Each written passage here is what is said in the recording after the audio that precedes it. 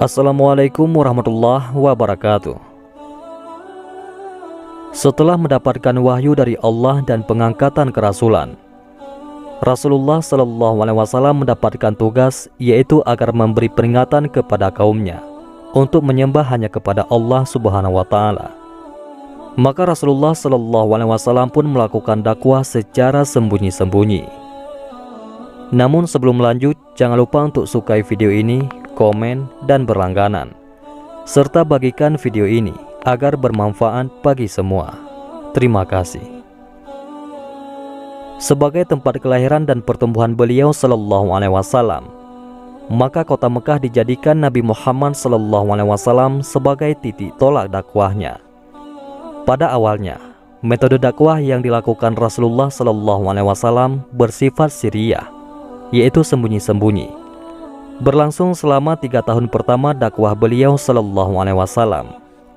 Hal tersebut mengingat kedudukan Rasulullah Sallallahu Alaihi Wasallam yang masih lemah, ditambah kandungan dakwah beliau yang sangat bertolak belakang dengan keyakinan prinsip masyarakatnya yang penuh dengan nilai-nilai kesyirikan. Lapisan masyarakat yang paling pertama beliau serukan ajaran Islam tentu saja adalah keluarga dan kenalan dekat beliau. Itu pun beliau pilih hanya kepada mereka yang ada tanda-tanda kebaikan pada dirinya. Usaha beliau tidak sia-sia. Pada hari-hari pertama dakwahnya, terkumpul sejumlah orang yang menerima dakwahnya dengan penuh keyakinan dan penghormatan terhadap Rasulullah Sallallahu Alaihi Wasallam. Merekalah yang dalam sejarah Islam dikenal sebagai as-sabiqunal awalun, yaitu generasi pertama yang menerima Islam.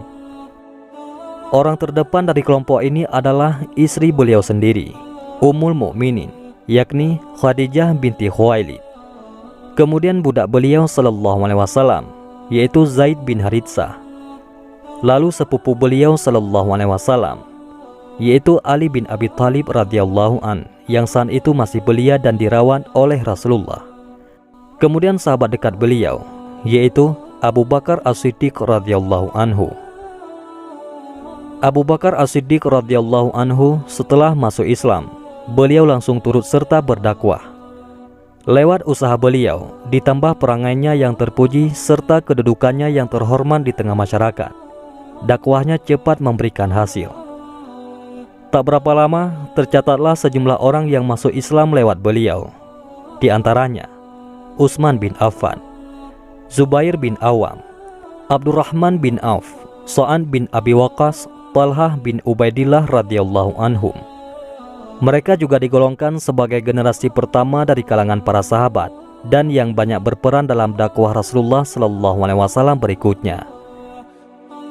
Kemudian satu demi satu masyarakat Quraisy masuk Islam, seperti Bilal bin Rabah, Abu Ubaidah Amir bin Jarrah, Abu Salamah bin Abdul al-Asad, Arqam bin Abi Arqam, Utsman bin Maz'un, Fatimah binti Khattab, yakni saudara perempuan Umar bin Khattab.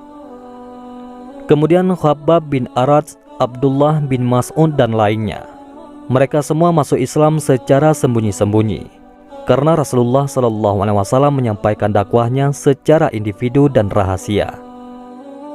Sementara itu, wahyu terus diturunkan, umumnya pendek-pendek, namun memiliki tekanan kuat untuk membersihkan hati dari berbagai kotoran duniawi. Sangat sesuai dengan kondisi saat itu yang menuntut kelembutan hati dan jiwa. Selain itu, wahyu yang turun banyak menggambarkan tentang surga dan neraka, hingga seakan-akan terpampang di hadapan mata. Hal mana dapat menimbulkan kerinduan seseorang terhadap surga dan ketakutannya terhadap neraka. Sedikit demi sedikit, lahirlah ikatan hati yang kuat di antara mereka. Kemudian lahirlah rasa ukhuwah dan tolong-menolong sehingga semakin mengokohkan keimanan mereka. Ritual yang sejak awal mereka lakukan adalah ibadah sholat. Namun, waktu itu sholat 5 waktu belum ditetapkan. Yang mereka lakukan adalah sholat 2 rakaat setiap pagi dan petang, sebagaimana firman Allah Subhanahu wa Ta'ala. Dan bertasbihlah seraya memuji Tuhanmu pada waktu petang dan pagi. Quran Surah Al-Mu'min ayat 55. Hal itu pun tetap mereka lakukan secara sembunyi-sembunyi agar tidak diketahui oleh masyarakat. Meskipun dakwah tetap dilakukan secara sembunyi-sembunyi, namun lambat laun akhirnya berita tersebut sampai juga ke telinga orang-orang kafir Quraisy. Pada awalnya mereka tidak terlalu menghiraukannya. Mereka menganggap apa yang dilakukan Rasulullah SAW tak berbeda dengan apa yang dilakukan oleh beberapa orang sebelumnya, yang sekedar ingin menghidupkan nilai keberagamaan. Akan tetapi, lama-kelamaan kekhawatiran tersebut muncul juga. Setelah pengaruh Rasulullah SAW kian lama kian kuat dan meluas, mulailah mereka memperhatikan dan mengawasi dakwah Rasulullah SAW.